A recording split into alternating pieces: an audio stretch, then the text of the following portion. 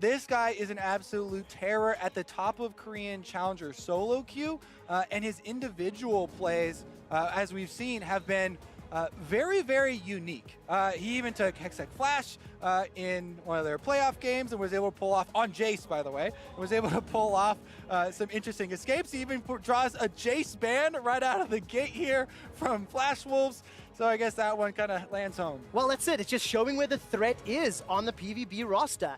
Now, of course, Aatrox is one of his most played 5 games, 5 wins for the side of Zeros, and it is still available, as is Akali, as is Urgot, as is Xayah, and we've seen 2 first-pick Xayahs in both of the previous games. So I was able to tell you the kind of meme joke about the Hextech Flash, but I didn't tell you the hard stats. He has 33 solo kills in the summer split, all by himself, and he had, what is his highest damage per minute game, was 1,388 damage per minute Aatrox game. Absolutely insane, individual play. Now, some of the games, if you watch them, I didn't like a lot of the teleport usage choices and some of the lane assignments, but a lot of that can be contributed to the quick pace of the game, and we'll see if this one on the world stage versus a team like Flash Wolves will mirror that, because as I said on the analyst test, Flash Wolves even quicker. Expectation setting. Let's see whether or not Zeros can do that or not. Of course, we touched on that Aatrox. It is currently being hovered,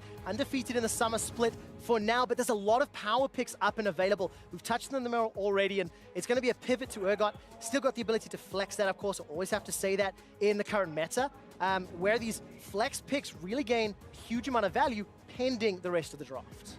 Yeah, I definitely do agree. I mean, as much as Aatrox, I wanted to see that there locked in immediately for him, see if he can top those damage numbers. Urgot, I feel like, is more versatile, and more teams have been looking to first pick that as far as an option when given both of them. Yeah. On the other side of it, though, when you're giving away these power picks, Kai'Sa is the late game carry that everyone relies on, and it's locked up already, in addition to some playmaking for Sword Art. It is an undefeated bottom lane. 3-0 on Kai'Sa, 4-0 on Alistar in the summer split, and Sword Art on a playmaking, forward, tanky engage. That is what I like to see. That is a champion that suits his playstyle and his team. In all of his years at Worlds, I feel like I always see him at least one time on an Alistar pick for Sword Art. This is one of the guys that creates huge plays for the team, and currently in the state of the game, Alistar is one of the strongest supports as far as the survivability afforded to you by your ultimate, plus the possibility of your headbutt pulve combination. So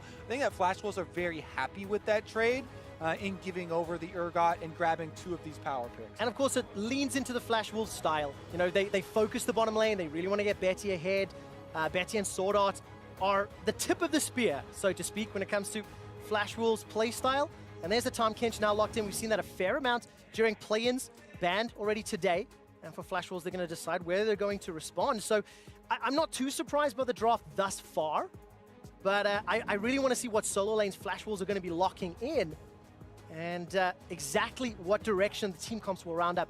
What would you expect to see as the Scion is now confirmed? Well, whenever you see the Kai'Sa, then you kind of expect this most standard of team comp setups, right? Because you have a Kai'Sa, so you want tanky members with crowd control in that lineup. Those are both able to peel for her as well as set up her plasma stacks and allow her mobility in teamfights. So that's why Hanabi, he's on tank duty. So what jungler does Mugen then think about? Because Nocturne is still up and available. You can see Olaf is already banned away. The reason I say Nocturne, 9-0 on that champion. So, yeah. But does it fit this comp? Probably not so much. I would say, there's a possibility because you can have double divers, but I would rather see something like a Gragas from them, right? Because Gragas is really good with Kai'Sa. You can split up the team fight, allow Kai'Sa to Killer Instinct, pick one of those members off that will also be stacked up by Plasma, from the initiation. A jungler like that, as we've already seen, have been one of the high tier sort of tank ones floating around. We can see already, though, some of the other options have been taken off the table as more of those early dueling junglers being picked off. I think that's the second or third Lee Sin ban that we have seen today. Second to confirm it. I'm very excited to see Lee Sin back, potentially, here in the world's meta. Disappeared for a little while. And with Camille taken off the table as well, that is a potential jungler. One last ban from PVB before Flash Wolves have to reveal which direction they want to take this team comp now that they're down to phase 2 picks. Yeah, I mean, we are actually getting really far down the line of junglers here. They don't follow it up with another one, going for the Aurelia instead. Worried about Maple. That's definitely a valid worry because Maple is a world-class player, has been for a long time.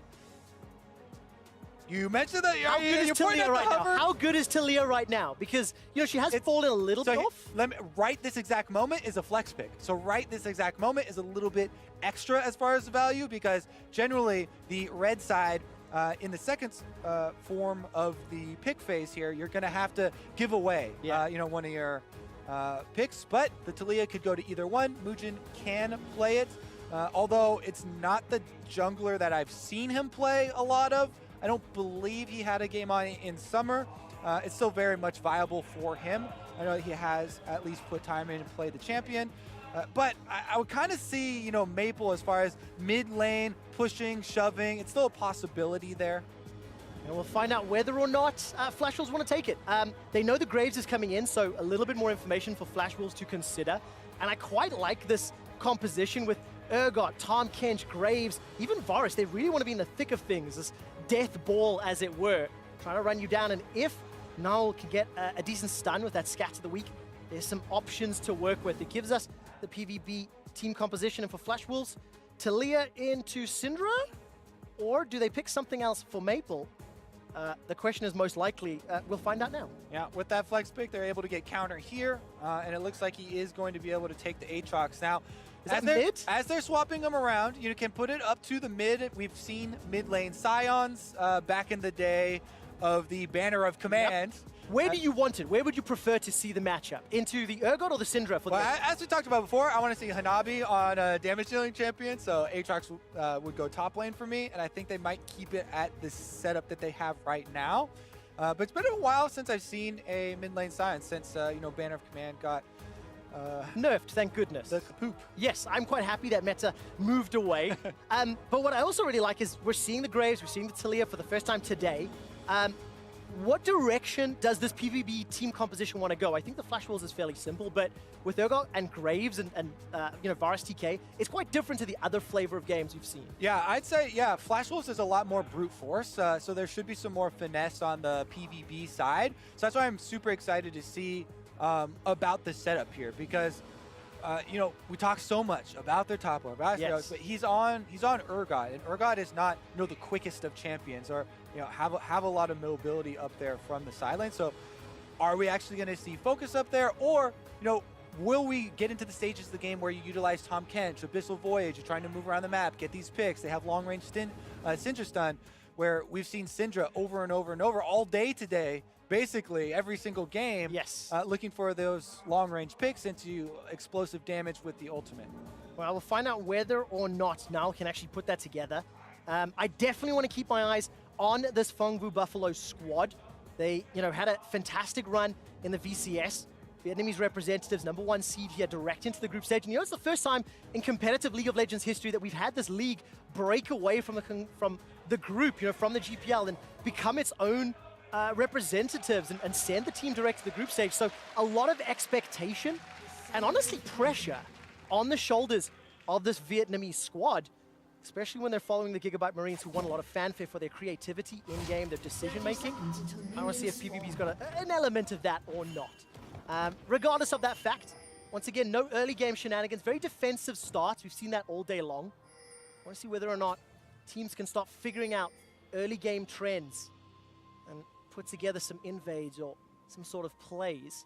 But where should our attention be, Kobe? Which lane would either of these teams, you know, start to focus to look for an opportunity or an early lead? Well, honestly, I think my attention is going to be around the mid lane Scion, because it's been a while since we've seen it. Scion's goal, though, is to build some early magic resist against this Syndra, like, you know, maybe an Abyssal Mask or something as far as one of those starting items. The aura was shrunk down a little bit, so it does favor more melee users, and he can get in there and still get a lot of value, applying a damage boost to his jungler for Muujin.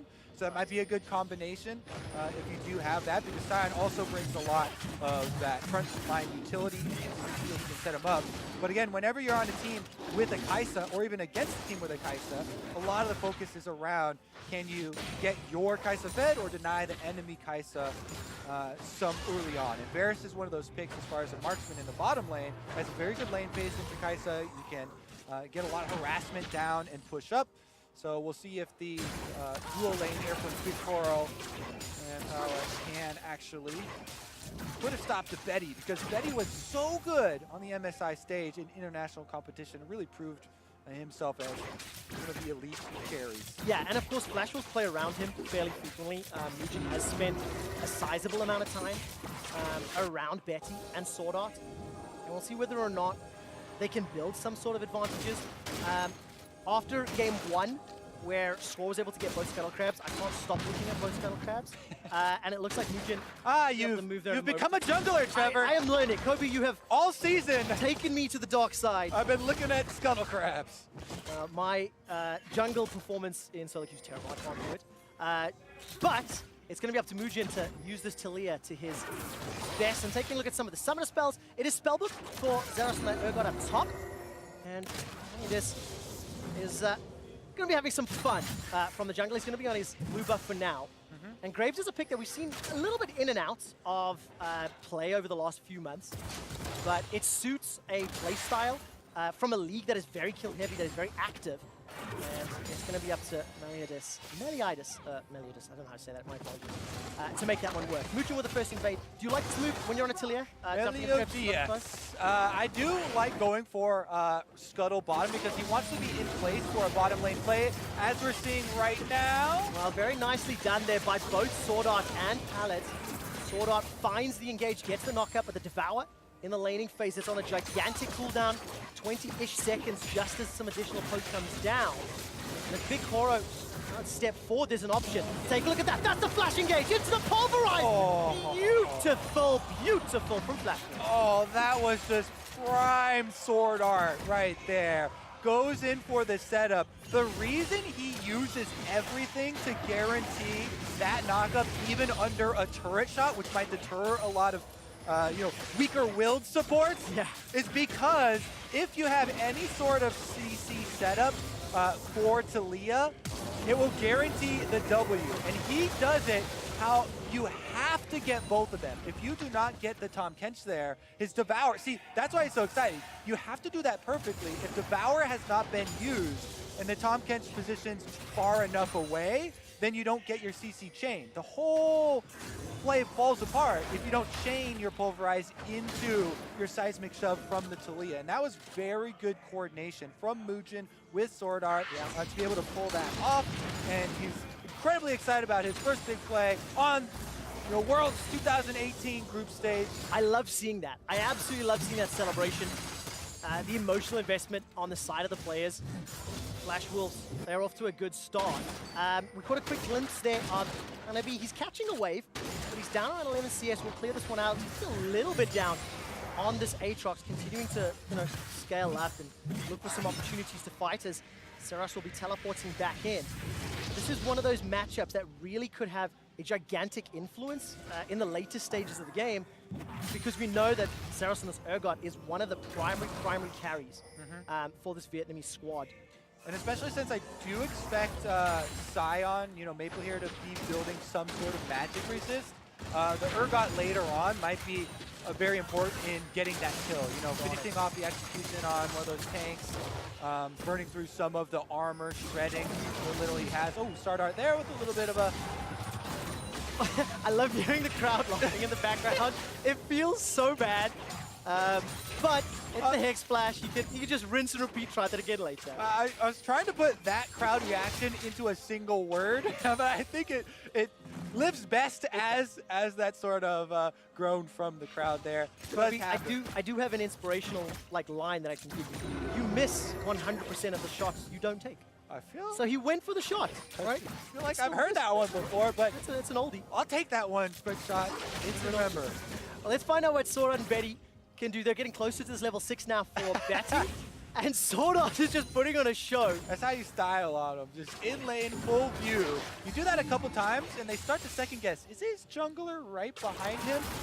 So I like Sword Art. He's kind of laying the groundwork and playing the mental game. I like that as well because it could set up a potential bait play for later. As Xerath has invaded the Flash Wolf jungle, he's got a ward down on the red buff. I'm seeing a number of red pings from the Flash Wolf side, so I can only assume that they've called this, they've noticed it, and Mugen will be aware that he's under full vision of the opponents. Yeah, I really do like that you're highlighting this, though, and we should reiterate each game. This is what you want to see from your high-tier top laners, is getting the lane pushed in and getting that advantage, but then using those few seconds that you have to get your deep ward on the jungle camp. Control ward was used there by Mugen, though. You can see on his own red. He makes sure that he has clear vision in his own jungle, and he's even pathing very defensively back behind secondary turrets and everything to the jungle, just in case there is a follow-up invade here. Oh, so much damage from that Disdain. And the Shocker knees out. It's the fear beyond death. Not going to find it as he's going to use Whirlwinder to escape. He's under a lot of pressure, down nearly 20 CS in this top lane. Xerath already invaded to get some additional vision inside the Flash Wolf jungle. You can see that there was a control ward a moment ago. I believe it was just timed out. And for the number one, the lead player on Phong Buffalo, he's off to a great start as this game is dead even at 8 minutes. We talked this guy up for a reason. He's a Vietnamese all-star, and he's able to earn his own advantages up there. Meanwhile, his jungler Graves farming away. It's a Dark Harvest Graves. We've seen this in several situations where the team feels like they're going to get a lot of value out of team fights. So something a lot of people don't know about Dark Harvest, you can also pick up souls off of your teammates that die within team fights. That's really good in getting off damage as a ranged champion. It makes it very easy for him to get one, use it very quickly, go pick up your next one. And Graves has a lot of mobility with his dash, so easily resettable, but bot lane might be some action. Oh, Big Koro's in big trouble. There we go. Insta give down. Sword Art used that Hex Flash to get over the wall.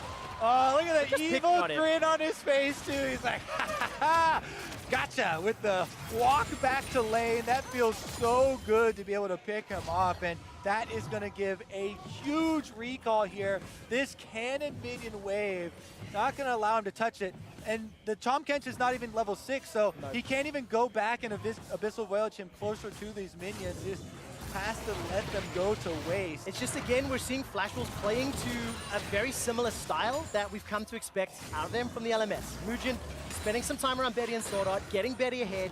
They're picking on Big Koro with some very good synergy between Sword Art and Mugen. And it means Flash Wolves are going to kill lead for now, but it hasn't equated into a gold lead. But it will allow them to secure the Infernal Drake. So that is a good advantage here for Flash Wolves as a whole. Yeah, that play bringing up memories for me of Sword Art in 2016, entering the enemy jungle, getting behind enemy lines, coming up with these big surprise Alistar plays. That time around, brought some friends, so there was actually no sort of answer or reaction, but they do get the recall off. Infernal Drake also going to be some extra late game insurance for Flash Wolves if the Kai'Sa wasn't enough already. Yeah, exactly, right? But it's just, it's controlled and it's clean. And we're 10 minutes in, and I want to see what Phong Buffalo do. You touched on the Dark Harvest for Meliadus, who's now on screen, and see if their first gank here can pay off. Still not stepped up to the bush because the minion wave is pushing forward, and Mugen is 1.5 miles away, so you're going to need some sort of CC to come down from pallets, and it's not going to happen. Yeah, I think that Graves play only works if Sword Art does go aggressive while they're waiting for it. And since Sword Art has been pretty liberal with his Hex Flash and pulling off combos, you can see why PVB are setting this play up.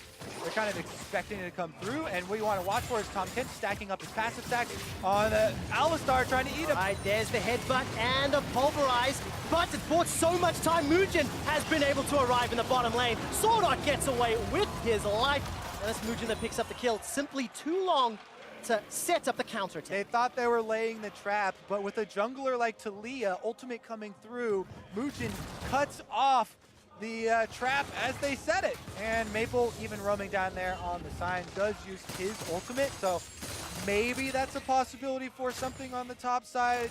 Xerath does know the jungler as well as the mid laner were both seen down on the bottom side, and they're trying to make up for it on the opposite top side here. But, you know, Hanabi should know, I got to play weak side right now. I have to give up CS. I have to give up experience. He's given up a fair amount, down 20 CS, but this was, of course, Mujin coming in from the side. Yeah, he was coming in for a gank at the exact time when PVB were looking for the little bit of a bait here. So really nice wall from Mujin.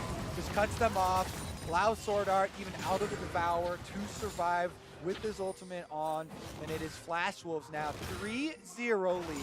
Such a good start for Flash Wolves, and I want to put a few numbers to the VCS, the Vietnam League. We talked about how it's a pretty aggressive league. We talked about their playstyle. Their combined kills per minute averages 1 kill a minute. Their kills at 15 is around 10. This game currently has 3 at 12 minutes. So as a league, you can see the game time as well below 30 minutes. It is very aggressive. It is very in your face, and maybe that's where the Dark Harvest on Graves can come from as well. You mentioned the team fight heavy focus, Kobe. But for PVB, I want them to get to that bloodthirsty style and pick some team fights so they can use some of these bruises to even out the gold lead. As you can see, Big Coro and Pallet, they're just shoved away from this bottom lane again. Bottom lane is an insanely big problem for the Phong Buffalo right now. Betty and Sword Art are dominating with the assistance of Mujin coming in here on this Talia, grabbing those 3 kills. They got them so much time as far as the extra minion waves, tower damage, and map territory they now have to work with. This is a Kai'Sa who has ended lane phase without any completed items even. They completely destroyed the turret themselves already. Luckily for them though, on the top side, things going a bit better. Yes, absolutely, and it's going to be up to Zeros and Meliadus to use this Rift Herald as well as the tower they've just secured, because this is the strong side. You know, this Urgot is plus 30. And he's going to be teleporting in, looking for Maple. Flash Wolves will be able to respond though. This will be the first skirmish to team fight. There is the Devour, spits out Zeros. And the Rift Herald will be secured here by Phong Buffalo. That's a beautiful Stacks of the Week stun. Mujin is running for his life, but he stays alive a few seconds longer. Flash away! And the Fear Beyond Death will not find a target. Zeros looks for the disdain into Maple and will not be able to find a target. And PVB, they're in the driver's seat. They got a couple minions to work with, and they're deciding which objective to work for. Maple blocking all of the flash ults there to save Mujin's life on the Scion. He just stands in front. He pops the Grave ultimate early, so the explosion damage does not catch him. He also doesn't allow the Urgot to flash in there and finish him off. Mujin does walk away afterwards. A lot of flashes blown in that little skirmish. And Flash Wolves kind of unscathed in the bit of chase. They did get the Rift Herald though for Phong Buffalo, so maybe you know, they can get some sort of play on this side of the map. Use that to get some objectives. Will the recall finish? How much trouble? I don't know. Vision, no! He cancelled it! Mujin and Sword Art with the help of Betty now, going to try to run him down. He's only taken the first chunk of damage now, but instantly blown up. Oh, the hero is down. Would it have finished? It was like milliseconds. No. It would not. Well, unfortunately, the man at point for PVB goes down. That's the 4th kill that Flash Wolves have secured. And Mujin, 4-0-0. He's going to be very happy on this Talia. Yeah, Talia is going to be basically another mid-lane, full-powered mage for the Flash Wolves right now. He's got so much extra damage. As soon as you complete Runic Echoes just as a jungle item, it's a lot of burst because it gives you that AD ability power on completion. Sword Art, meanwhile, is looking for a Hex Flash over the Raptor wall. I have to hold my breath every time he's sort of in range. Yeah. You actually don't know if he's going to go for it, especially when you combine that with the Scion under tower. They don't need to take the risk. You know, there was 3 recalls pulled off for PVB, so they knew that eventually people were going to be coming down the mid lane. As soon as you get a recall, you got about 25 seconds before they're in danger range. It's another Infernal Drake, though. Let's see what goes down. This one's going to attract some attention. PVB starting it up already. All right, so first items have been picked up by most of Flash Wolves. Righteous Glory available for Maple if he can find an opportunity, but Meliadus is inside on the Infernal Drake. Sword Art is fighting with Zeros as the Weaver's Wall is now gone down. Right, Infernal Drake picked up by PVB. Flash Wolves a little late to the party, but Hanabi teleported in. Now they've turned their attention to the Urgot. Betty comes in with that killer instinct, still not able to find the man. Devour manages to save Zeros' life, and PVB retreat with the dragon and their lives. That's pretty good for PVB, be able to even up the Infernal count and escape. They are not at a huge gold deficit at the moment. If they could oh, this is going to be dangerous. Right. Big Coro has no friends around. Sword Art and Muujin are looking to dive. Just engage with the ulti, Maple. But he knows. Big Coral has a feeling. He's got flash. Big Coral's got the flash available, got Chain of Corruption as well. Needs a lot more support though. Meliodas and Raul are making their way through the mid lane. Sword Art and Muujin still sitting on top of that control ward. The mid tower is the focus. The tongue lashing catches onto Maple. And here comes Betsy. I mean, oh, boom, boom, boom, boom. Ah! That's a very good quick draw. Instantly away. Got enough time to react to that one. Not quite at iBoy level. Yeah, I mean, if you see that on the ground, really nice reaction there from Meliodas. Maybe you make the call to wait till he actually face checks for a pulverize. Yeah. However, you don't know if the Graves is going to walk up, place a ward or something like that. Maybe that's why he went for it. Regardless, nice reactions there on land, able to pull it off, dashes away. No harm, no foul, and that means PVB do have the possibility of getting right back into this game. If they get a pick and they activate Rift Trail to take down the tower, that would put them right back in striking distance here. Rift Trail is going down mid lane. Looks like they want to make the play mid. Yeah, it looked like it was just about to time out, if I was looking at that correctly. And Bongu Buffalo down around 1,500 gold at this time, down 4 kills to 0. And with the help of Rift Trail in the mid lane, they'll try to get some chip damage. I'm looking at the minimap. Flash Wolves seem to be setting up a flank. They've got a little bit of a surround coming on as Sword Art was once again going fishing through that chicken camp, trying to find an opportunity over the wall. And this is something that you should take into account. Whenever, as PVB, you know that there have been multiple members of the enemy team waiting for these plays in your red quadrant of the jungle, you have to assume they have also left behind a bunch of wards. So when you go into that area of the map afterwards, you have to account that you're probably in enemy vision. You need to play around that knowledge. Let's see if they can. I mean, taking a look at trinkets, I'm taking a look at vision. There's some decent defensive vision for Fongu Buffalo, but it's not the greatest spread or coverage. And Flash Wolves have just felt in absolute control of this game. Felt like they're one step ahead of Vietnamese representatives, and they've had very good successful ganks thanks to Muujin. He's still 4-0 untouched. But they haven't broken open more than one tower, so it just felt like an extended laning phase with Flash Wolves in the lead. Yeah, if we want to look at it from PvP's point of view to try and come up with things for them to do in this game to make up that difference, luckily for them, the only real attack damage threats, since Kaisa is going an AP build here, is the Aatrox, Hanabi, who had the rougher laning phase. Was shoved off a lot, doesn't have that much damage to offer. So maybe they focus more of their resistances into magic resist to try and get a little bit of extra value and help them survive there. And try and squeeze that extra little bit out for the possible team fight, because they still definitely have the possibilities to pull it off.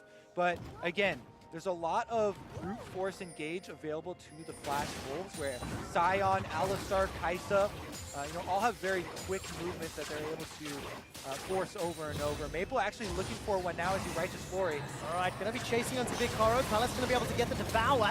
Decimating Smash is flashed away from. The Weaver's Wall is not ridden. So Summon a Flash blown for the support of Bongu Buffalo, but you can just see Flash Wolves really want to pick to then push the game further. It's the playstyle they've had for the full 20 minutes of this game, and it's been largely led by Sword Art, and now Maple is joining the fray with that Righteous Glory, with that ultimate as well, and utilizing the tools you talked about, Kobe. How did PvP start team fights? I mean, they really have to catch someone out of position, maybe? I mean, there's not like a traditional engage champion. Yeah, so they might actually just want to split up the map a little bit to use the Abyssal Voyage. But other than that, they have to stay at long range with a Syndra long range stun or a Varus ultimate to kind of start it off with an advantage as far as maybe chunking someone out significantly, if not outright getting a kill. It's going to be very, very difficult. Of course, the re-engage power is very good. I like the Urgot Grave Syndra if somebody jumps into them. And just hearing that, we will be restarting one of the players on stage clients. I believe you may have heard that disconnected sound effect. Once we get the players back in game, we can continue. But for the time being, there we go. For the time being, it's just this game has gone a little bit as expected. Flash Wolves, they didn't fall prey to any shenanigans. They haven't given up any kills. And the slower pace, maybe not what PvP was expecting. Plus, kind of the areas of the map that we were looking at for strengths have been true to name for both these teams. Top lane, yes, Zeros is able to get his own lead on the Urgot Aatrox matchup. However, bottom lane focus is kind of always the name of the game for Flash Wolves, and there's a reason for that, and a reason that many of the teams here at Worlds do focus a lot on. Bot lane, it's much easier to carry later in the game from a successful bot lane focus early on, because you have a very strong marksman, and you also have a very strong support to pull out the engages for your 5-on-5 team fights, which is kind of the style that you want to go at. Whereas if you're the top laner and you've had a successful early game, it's much more difficult to carry your team and make that big play as a top laner, and especially in Urgot. As we said before, it's not a super mobile champion. It does have its strengths, but isn't really the kind of 1v9 champion or the super strong split push champion, because you've got to scuttle around on those 8 legs. So you have to play to Urgot's play style to use that advantage. Let's find out if they can. Sword Art not going to find it this time round. Not going to be able to find the Pulverize, and now PVB looking to turn this one back. Sword Art is going to be in a little bit of trouble, caught by the disdain. Cute range. The ultimate is now ticking away, and Zeros manages to get Fear Beyond Death. I think he gobbled them up while inside Ballad. That's the first kill for Phong Buffalo. Yeah, you can tell he wanted that one. He's flashing on this Alistar with the ultimate up. He's like, you're not getting away from me. I am going to carry this game.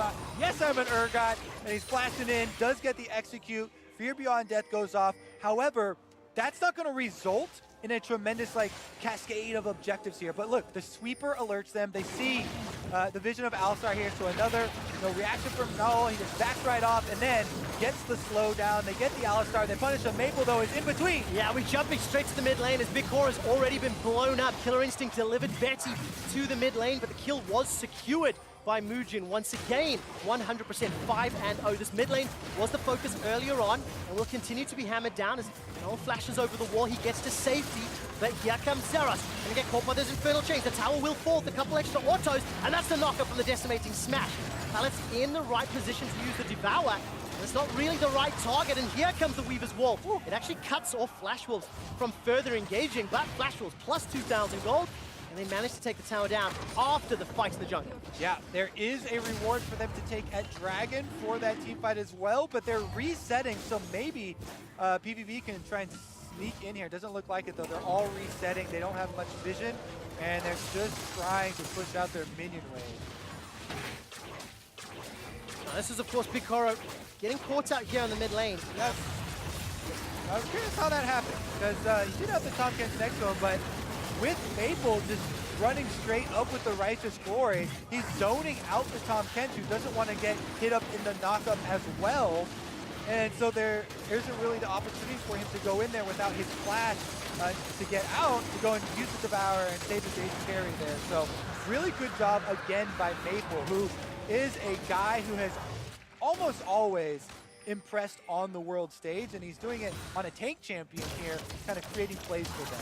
Yeah, definitely stepping up, trying to make sure that Betty and Mujin can carry.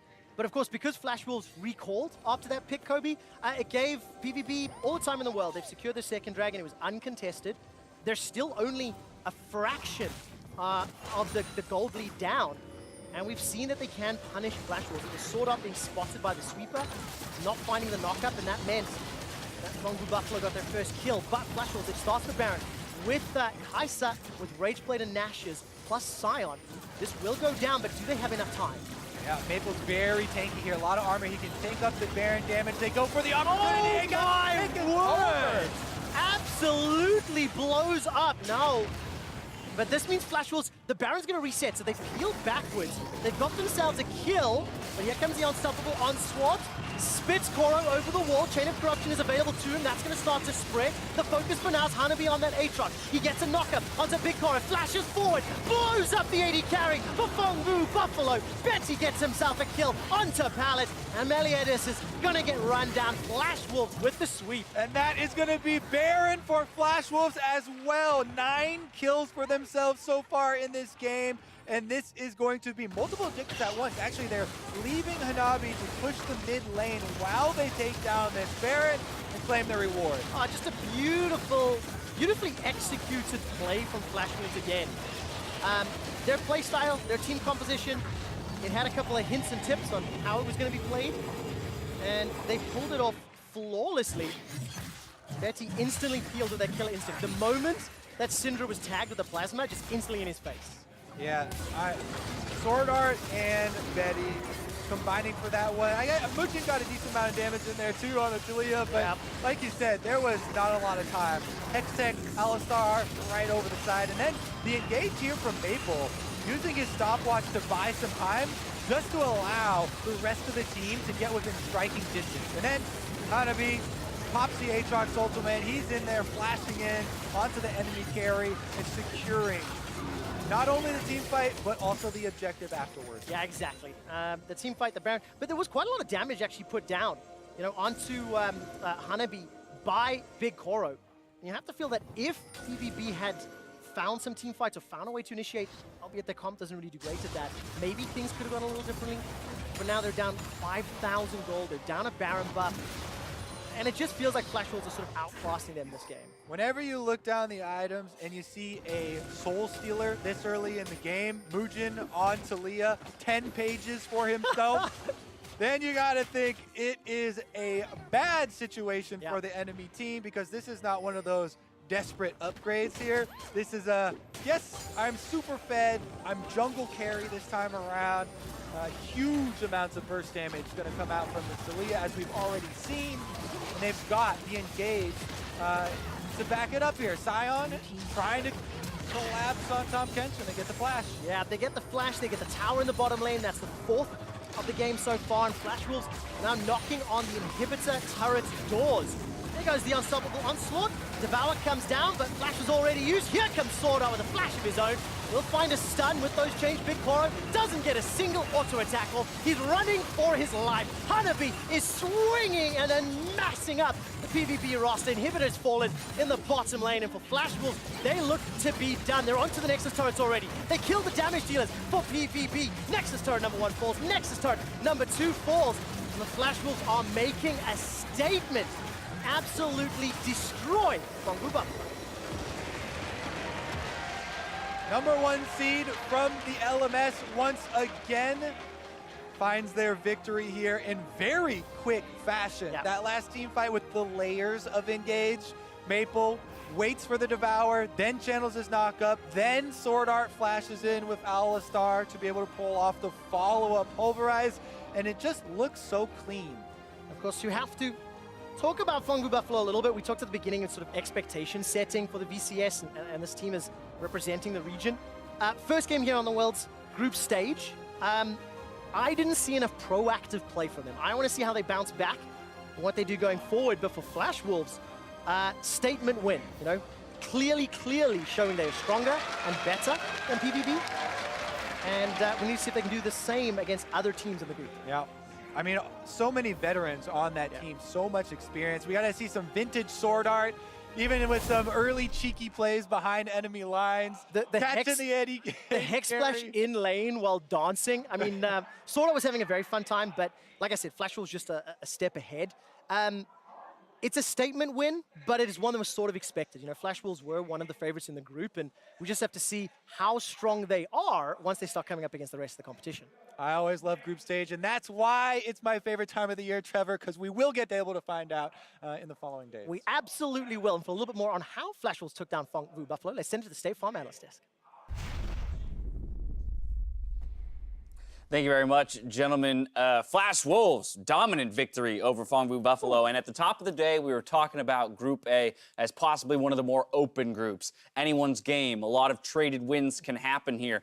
But if Flash Wolves is going to play like that against everybody, it's starting to look a lot less undetermined. Yeah, and we haven't seen a Freaka versus G2 that'll come up next. There's a chance it's a 2-2 group with 2 super strong teams, because this was dominant. This was below Flash Wolves' average game time in a region where they were already dominant. And Frost pointed out about Phong Buffalo being a standard team. That was a very standard loss against Flash Wolves, because they didn't do much and Flash Wolves destroyed them. That said, I do want to take a look at the just cackling over here. I do want to take a look at the champ select, because we had talked about meta for Flash Wolves and that this is a prime meta for Flash Wolves, but they also executed on some pretty interesting stuff here in the draft itself. Yeah, just when we think they're going to play, you know, pretty standard, we saw the Syndra priority and things like that, which would be right in Maple's wheelhouse. They throw the curveball, you know. They put the Scion into the mid lane. They nullify a lot of the aggression that could potentially come out of that. And it just controls bottom side of the map so well. They always had the push in that lane. They were able to be pretty mobile. And when Muujin and Sword Art play like that, like, you're just not going to have many windows to look for proactive players because they just smashed them. And I just kept watching that game and I just kept saying they just got flash wolved. And what that means is, just to break it down, like Betty plays team fights. It's a team fight ADC, so we have hyperscaling ADCs like the Xayah, like the Kai'Sa, playmaking supports. Sword Art finally got MVP. You have a carry-oriented top lane. Urgot, Aatrox are all running around there. Hanabi's perfectly suited. And then you have a carry-oriented skirmish jungle meta right now, which we just saw Muujin pop off on the Talia. So like across every single position, Flash Wolves should be able to play perfectly in the meta and perfectly in the pocket. It's saying that you don't want your top laner falling behind 30 CS. I will say everything else went according to plan, but I don't think anywhere in that document where they're like, Hanabi, yeah, you can have a pretty crappy early game if you want. You can fall behind. You can have some pressure on your turret. That's all good. We'll play towards the other side of the map. He just keeps hearing the shy being like, yeah, that matchup's fine. Aatrox can play the skill-based matchup. He falls behind like 20 CS, 25, 30. He's like, maybe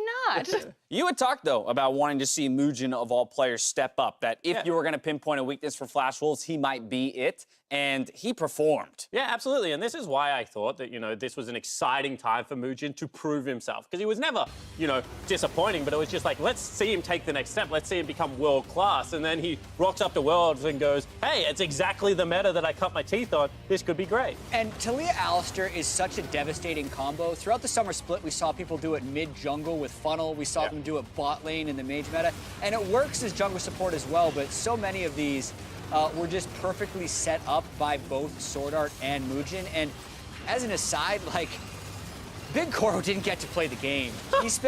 He would have been better off if he took Ghost and built a Randwins, because he was never auto-attacking people and he spent the whole team fight running.